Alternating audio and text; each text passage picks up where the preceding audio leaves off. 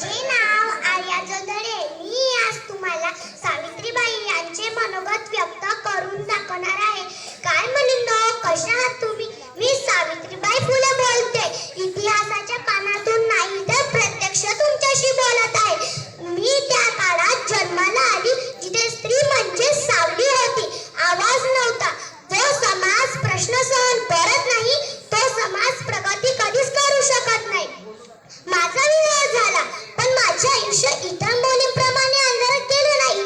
कारण माझे पती ज्योतिबांसारखे मला मिळले होते. ते मला माणूस म्हणून पाहणारे पहिले व्यक्ती होते. त्यांनी मला शिकवले, मी शिकले. त्यावेळी मला समजले की ज्ञान मिळलं की भीती संपते. 1848 साली मी जेव्हा पहिली मुलींची शाळा सुरू केली तेव्हा समाज